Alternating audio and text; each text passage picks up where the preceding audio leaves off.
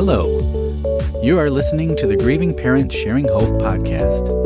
We are here to walk with parents on their unwanted journey of child loss, guiding them to a place of hope, light, and purpose, not in spite of their child's death, but as a way to honor his or her life. And now, here is your host, author, speaker, and bereaved parent, Laura Diehl. A few weeks ago, my friend Nancy Weil sent out an email to the rest of us who were presenters on the 2025 Grief Cruise asking what we thought about the difference between regret and guilt, because one of her grief support groups were discussing this. She decided to send the question our way to see what our thoughts were on this. I decided it would make a good topic, so I packed my podcast microphone and took it with me on the cruise so that Nancy and I could talk about it, letting you in on our discussion. Nancy has been a guest on the podcast before, but let me introduce her for those who may not know who she is. Nancy Weil is the founder of the Grief Academy and a leading authority on the relationship between humor and grief. Nancy is known for her energetic, entertaining, and content-rich programs. She has certifications as a grief management specialist, grief service provider, a funeral celebrant, and a laughter leader. Her award-winning Hope After Heartache grief support group meets on Zoom in order to reach people across the country.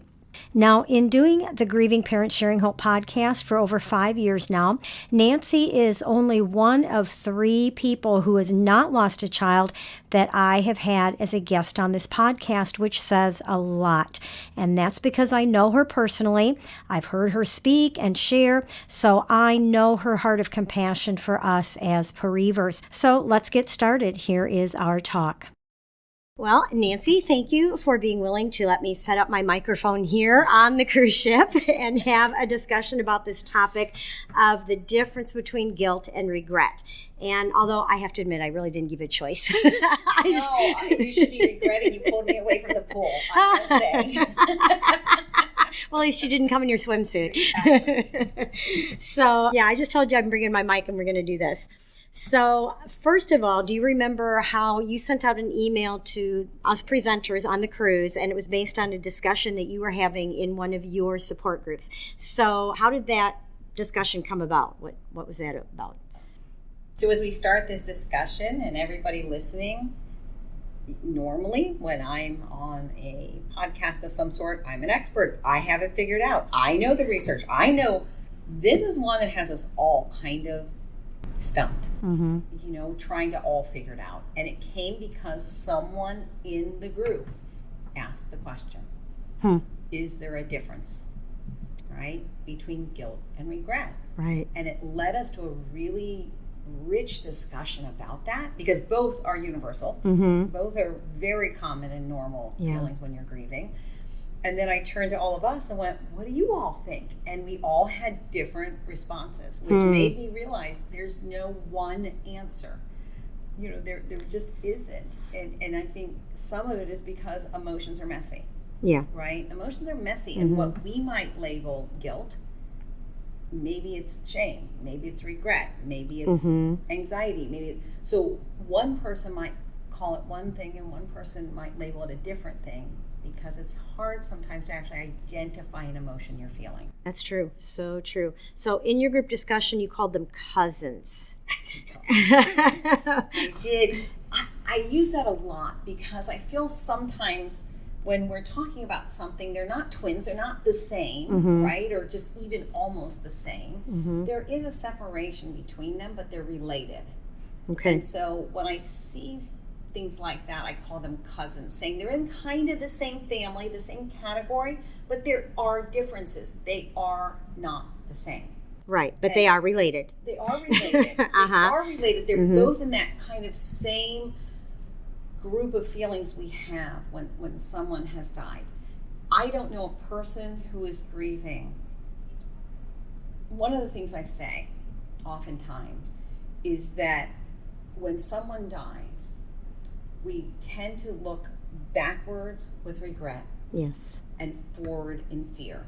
And the only place we feel any relief is in the present moment now.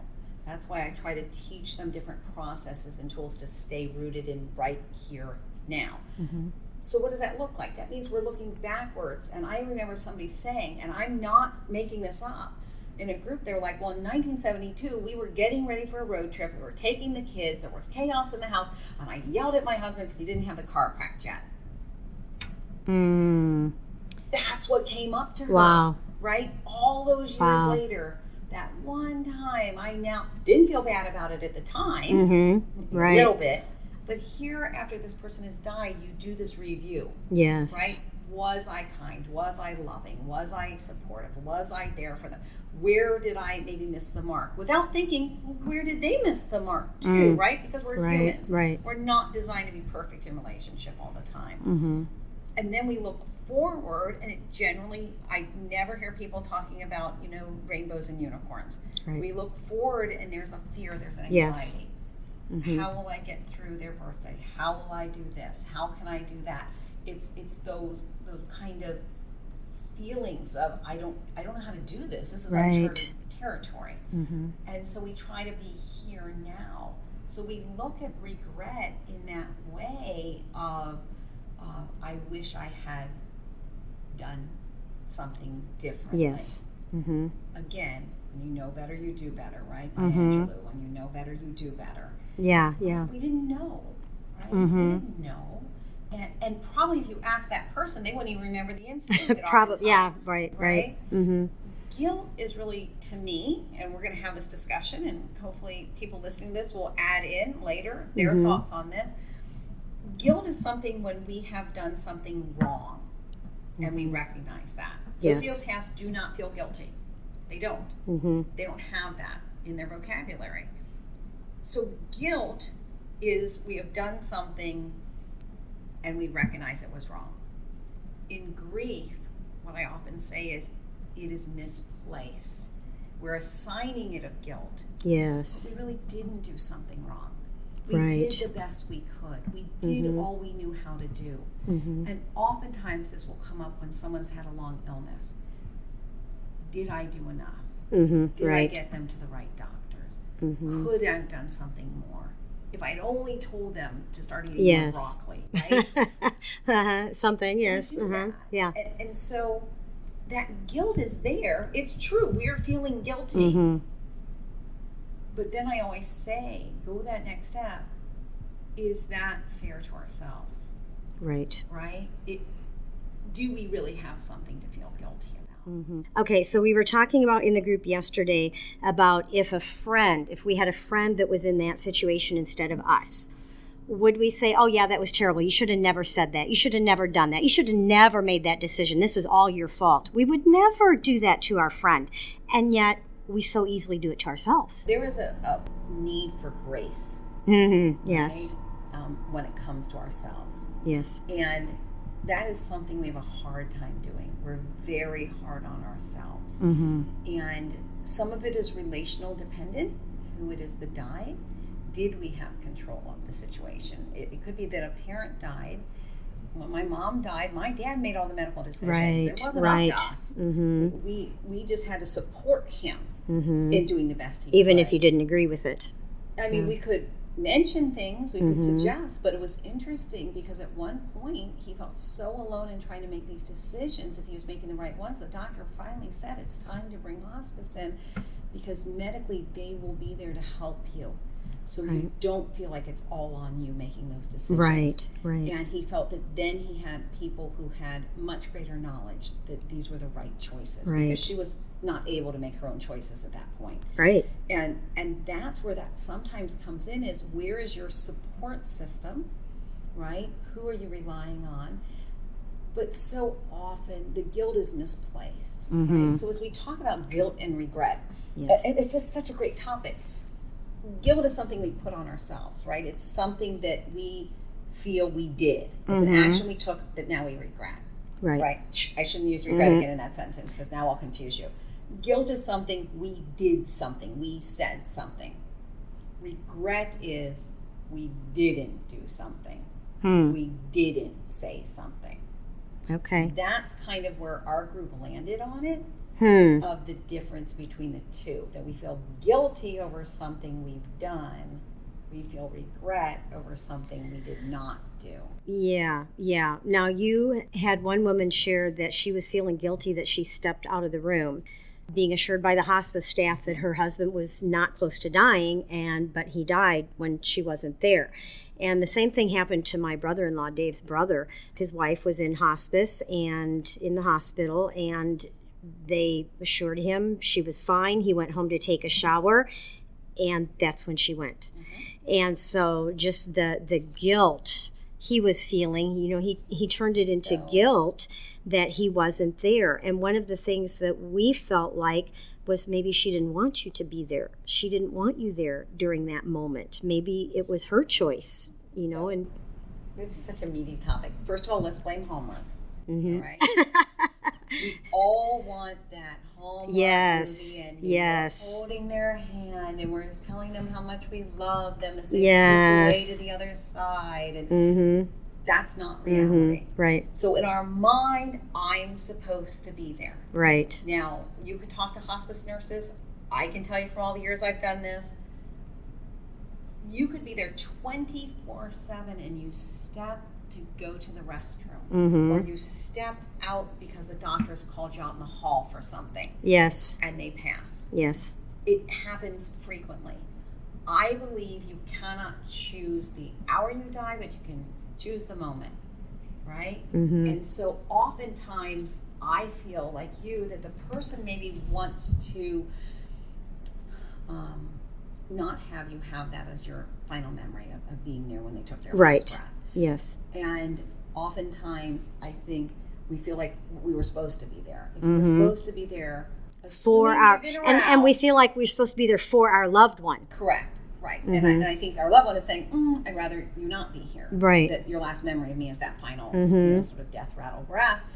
And I think that it's that idea of, if you've been there at all and visiting, or you're listening to their advice of the experts, if you were supposed to be there, then maybe you would have been there. Maybe you weren't supposed to be there. Right. Right. And so again, people will carry tremendous guilt over that. Tremendous guilt over, I should have been there. I should have been holding their hand. I believe in angels, and I believe and have witnessed that there is an angel, I call it the transport angel, that is there when someone is going to be dying. And they don't die alone. Right. They don't die alone. I agree. You may not be there, but their loved ones from the other side might be with them. Not all of them, but some, right? Somebody might be there. How often do you hear the story of someone looking up, or they just sit up and they say someone's name? It's like they see them. Yes. You can tell they see them, and then they just lay back and they're gone. Exactly. So I think it's kind of important to sort this out for people who are grieving, especially these bereaved parents that listen to this. And one story that I share a lot, I've already shared it this week, is that we met a mom whose son had, she was always never went in the house, never went to bed until all of her kids were home safe in the house. Then she would lock the doors and all of that. And she says the one night that she did not do that, she told her son it was time to come in. He was older. I think he was young adult, maybe 18, somewhere in there. And she just told him to come in. She went to bed, and there ended up being a drive-by shooting, and he was the wrong one that got shot. And so she blamed herself, the guilt of the one time I didn't make sure he was inside. And she just blamed herself and the guilt. And we saw her again a couple of years ago. And I use that story because she'll sit with other families in a courtroom whose child has been murdered, but she has never forgiven herself for it. And so she came up to me, we saw her again, and she said, Laura, I just want you to know it's been 10 years and I finally have forgiven myself. She finally released that guilt. And I think there's such a process, and that story, first of all, my heart aches. I think we all listening to this, but that comes under what I call magical thinking. Right, exactly. Then, yes. Right? If only then. If only they had been inside. If only I hadn't let them drive up to the store. If only then.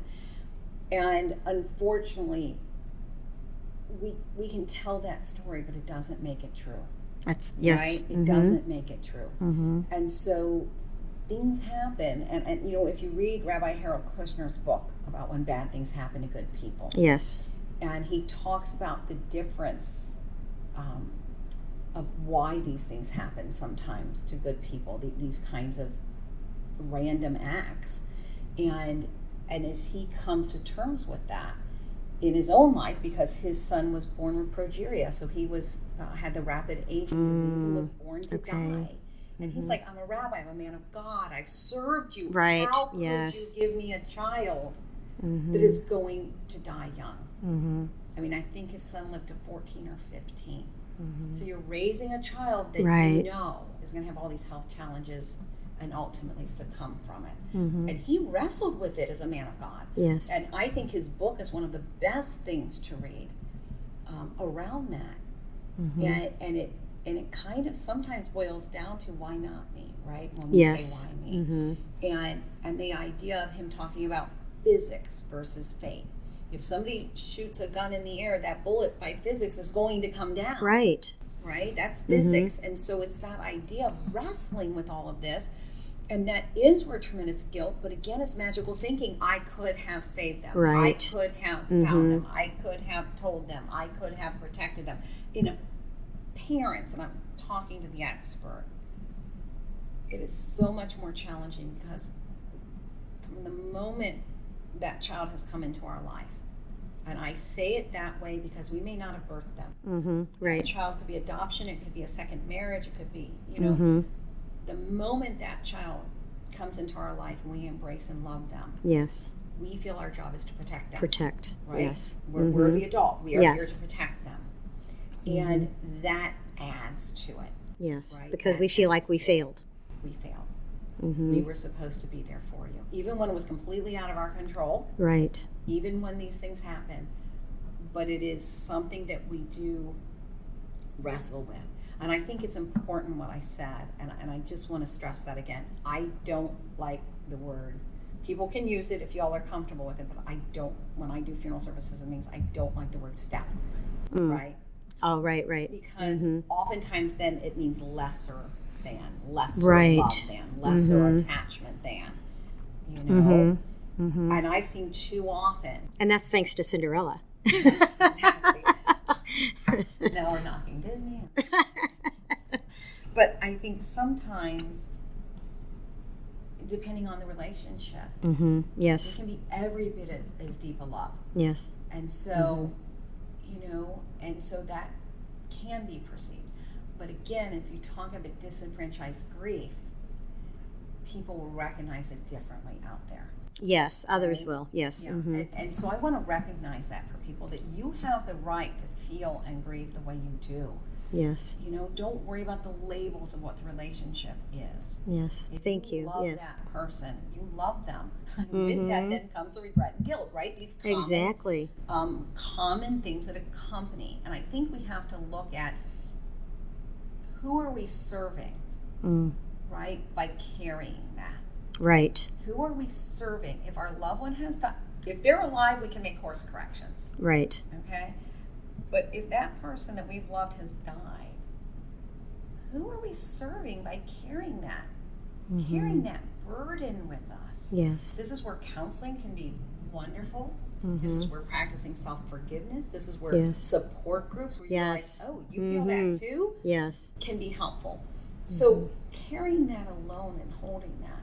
And this is where the question comes in that I say, because I did a research study, and this is one of the questions on it, that my loved one would want me to feel joy again. 100% of the people said yes. They love me. Of course, they don't want me to grieve forever and have this, you know, kind of shadow over me.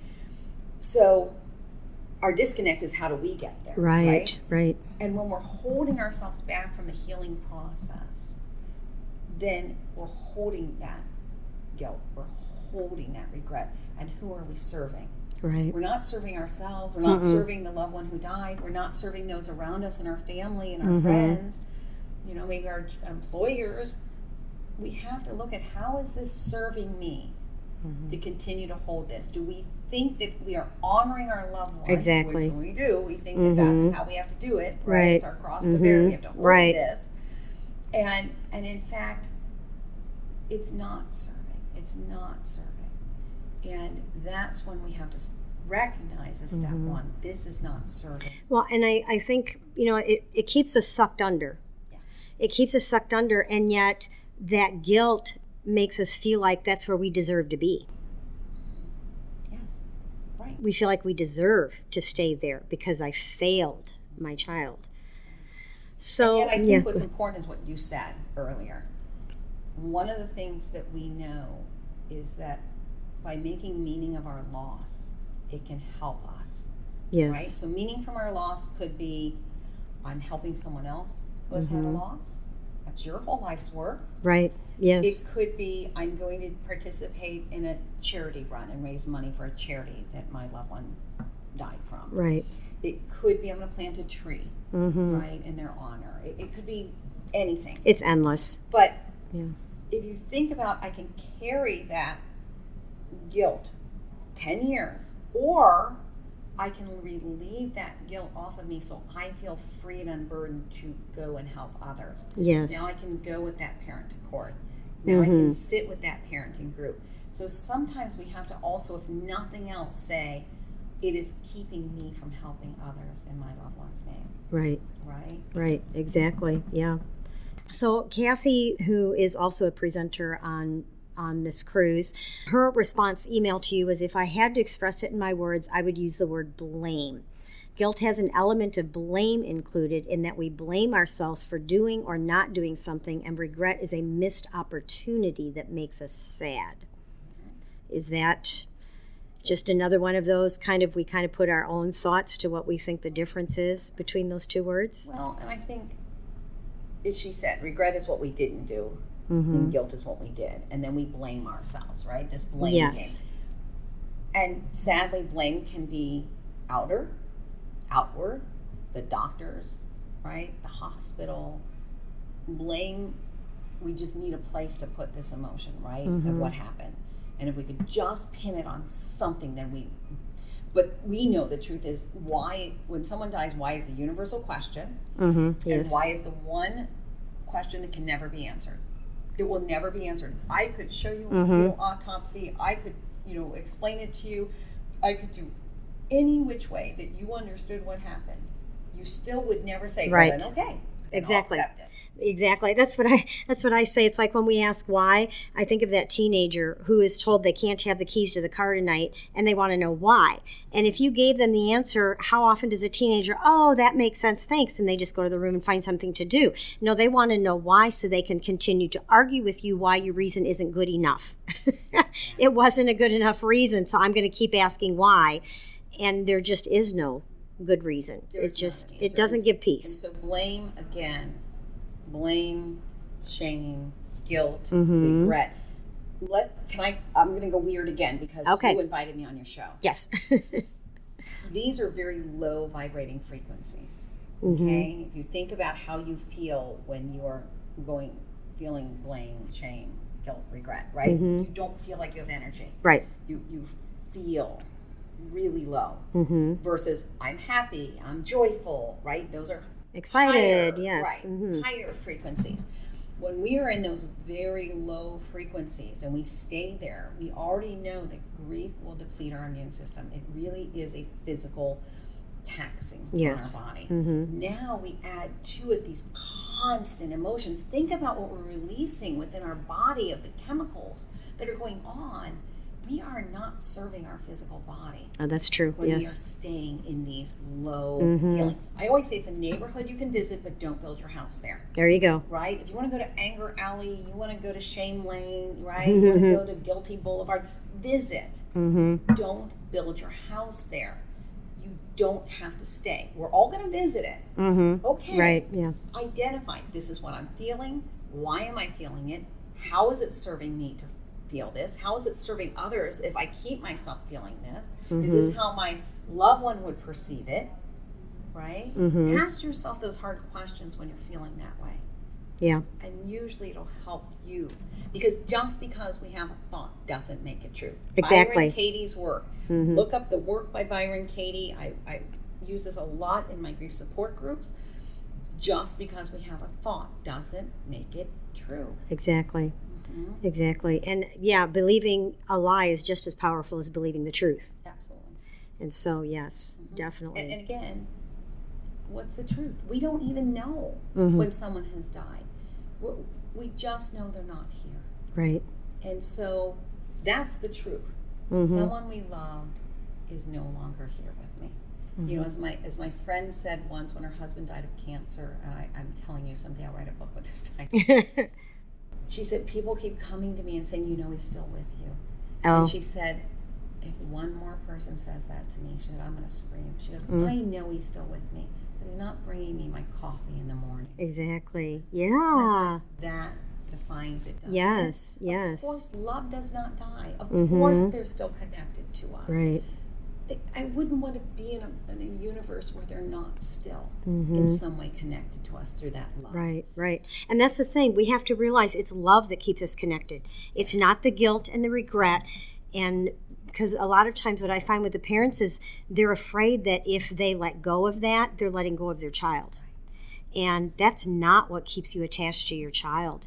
And that's what I was going to say earlier, was that sometimes we get so stuck in the death that we forget to honor the fact that they lived. Correct. And that's where we want to get to the place where we can let go of that guilt and honor the fact that my child lived and their life mattered. And how am I going to make sure the world around me knows that? And I would add to that, I mean, that's what we call grief recovery, yes. right? Because we're changed at the end of it. There's no finish line. It's not a marathon where you see the finish line, if I can just get through right, it, right? But grief recovery is us being able to honor their life. Yes. But I would say when we talk about parents losing a child, they matter can even be neonatal. Yes, right? Exactly. Even if they didn't take a stillbirth. breath outside of the womb. It is Exactly. still, They had life and their life mattered. Yeah, my brother and his wife, they had a daughter, and then she was pregnant, and she delivered their son prematurely. They told them there was no chance he was going to survive. He was that premature. He was before viability. There was nothing they were going to be able to do. And yet they buried him. They had a funeral and buried him. Later they had another daughter, and if you ask those girls, they know they had a brother. Yes. They know his name. Right? They never met him. Right. Yep. But he's no less a part of their family. Exactly. It's so sad how many parents I hear from, or even people who aren't necessarily the bereaved parents, that they had a child that lived and grew and, whatever. But they'll say, well, I had a miscarriage, so I haven't really lost a child. And I'm like, yes, you have. They've just never been given permission. You are a bereaved parent. You can't tell me that doesn't, the word haunt comes to me, when you see other kids that would be my child's age, knowing it, just all those things. Yes, you are a bereaved parent. Yeah. You've lost that potential future. Yeah. Right, with this child that we're going to bring into the world. Yeah. And that's what it is again, disenfranchised grief. Yes, People yes. will dismiss that. Yes. Or people will say things, and again, this is a book I'll write also, which is the stupid things people say. Yes. When someone has died.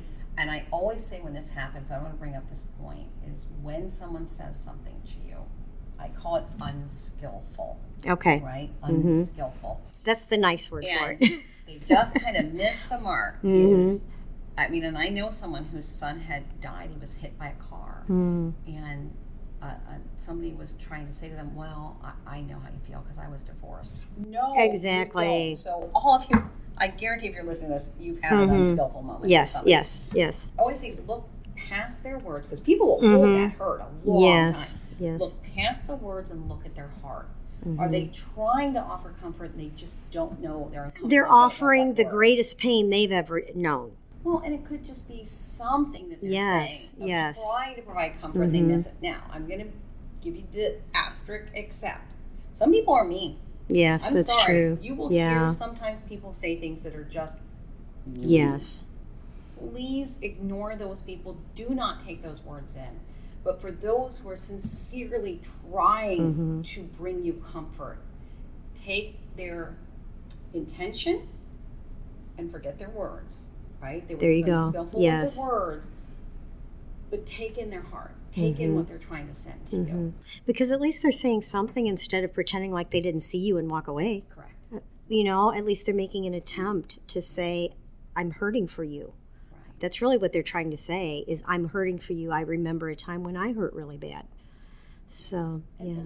In whatever way they say it. I mean, as we talk about, and as I said, we're trying to dissect emotions, which is not always easy. Right. But I would say, as we talk about this, that guilt and regret are kind of universal. Give yourself a break. Give yourself some grace if you're feeling it at all. But don't hold it. If that means you have to process it through the use of a skilled grief therapist, please do. If that means in a group, right, where you actually talk about it. Yes. And again, nobody's going to be able to convince you otherwise. It is a process you have Yes. to come to terms You have with. to release it yourself. I can't, wave a little magic wand and go, be gone. Yeah, It just doesn't work. It's almost like it has to finally become heavy enough that you're just finally done carrying it. Correct. Because it doesn't serve the purpose. Right. Right? And again, so in the Jewish religion, there's something called teshuvah. And what we say is, if I have done something wrong and I ask for your forgiveness, and you accept, that's only step one. Okay? True forgiveness is when the same situation or a similar situation comes up and I act differently. I have learned, right? There's a change. So even if it is something that you are feeling guilty or regretful for that you can't do anything about now because that person has died, you still have the opportunity to have learned from it, right? And turn that into something more positive. Yes. And I think that's kind of where you can put that emotion, right? So this mother that you gave the example of, whose child sadly was, the subject of a drive-by shooting. I'm sure from then on she was going to make sure all her kids were in and all of that. But it's also she became a victim's advocate. Yes. Right? She began to do something to help those other parents who also were feeling similar. And so that's where we can almost practice self-forgiveness, as I have learned from this. Yes. Yeah. Well, this has been really good. I know we deep could, topic. I know, Oh my and I gosh. know we could go on and on. We could just keep going with it, but we can't because we have a schedule to keep here on the cruise. So I just grabbed her while we had a little free time here. And is there anything else? Did you want to read anything from the book? You feel like we've kind of covered everything? All I want to tell is anybody listening to this, you are not alone. You do not have to grieve alone. There is help and support, and the most important thing is for you to give yourself some grace. Yes. Right? Be gentle and kind on yourself. Yes. And if you just do that, then You'll get through. You'll get there. All right. Well, thank you, Nancy. you having me. I really hope there were some things in our talk that were helpful to you. I feel like it was a rich and deep discussion that I really enjoyed having.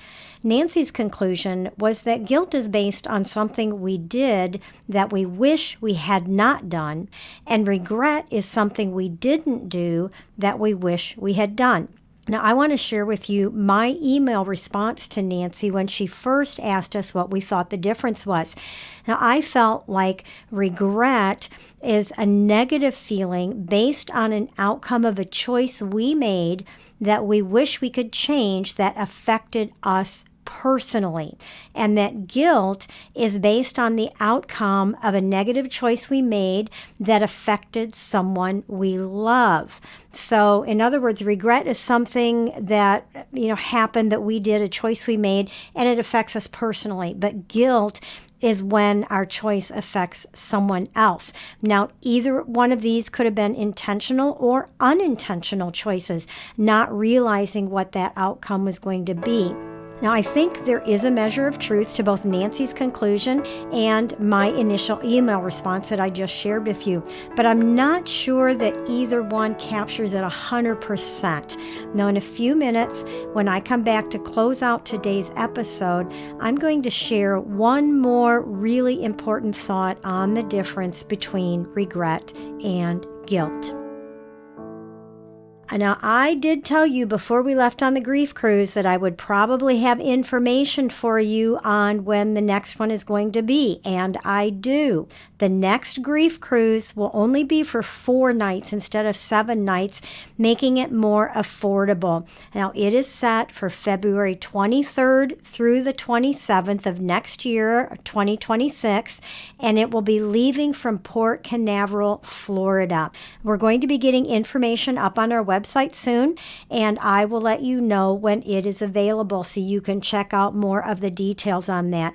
But until then, start praying about joining us on the next grief cruise a year from now. Let's go ahead with this week's birthday segment. Jeremiah Wolford was born on March 9th and left us at age 44. Rowett Matthew was born on March 16th and left us at age 23. Danielle Jerome was born on March 16th and left us at age 32. Daniel Wilson was born on March 21st and left us at age 30. We celebrate the day these children came into the world. We know it will always be a special day and it will always be worth celebrating. If you would like to have your child's birthday shared with the other listeners, I would love to be able to do that for you. Just go to gpshope.org/birthdays. Fill out that form, submit it, include the pronunciation of your child's name if it's something that gets mispronounced, because I want to be able to say it correctly for you. And the week that I share your child's birthday, Dave will also send you an email to remind you to listen that week so you can hear it. Okay, here is my final thought on regret and guilt. Now, I looked up the definition of both of these words, and regret, I read that it means it feels sad, repentant, or disappointed over something that has happened or been done, especially a loss or missed opportunity. Now, guilt, when I looked up that definition, it said it's the fact of having committed a specified or implied offense or crime. The feeling of having done something bad or wrong, the responsibility for a crime or offense. Another one said a feeling of worry or unhappiness that you have because you have done something wrong, such as causing harm to another person. Now, to me, this sounds like guilt is something we have done intentionally, knowing it was wrong. Regret is something we wish we would have done or not done in hindsight. Do you see the difference there? To me, there's just a big difference. But either way, Jesus paid the price. He did not just pay the price for our sins, but the Bible tells us in several places that he also removes our shame and our guilt if we let him. Those are not our burdens to carry. God is the only true judge that can judge rightly every time. And you know what? God has been showing me lately that we can't even judge ourselves rightly because we believe so many false things about ourselves. And let me tell you, God is not judging you guilty. I am pretty sure that your child is not judging you guilty either of anything. Even if they knew they were leaving this earth and they didn't want to die, I'll bet it was because they had no idea how much better heaven is than here. Now, in the last couple of days, I've heard this illustration twice from 2 different places, so I'm going to share this with you as I wrap up today's episode.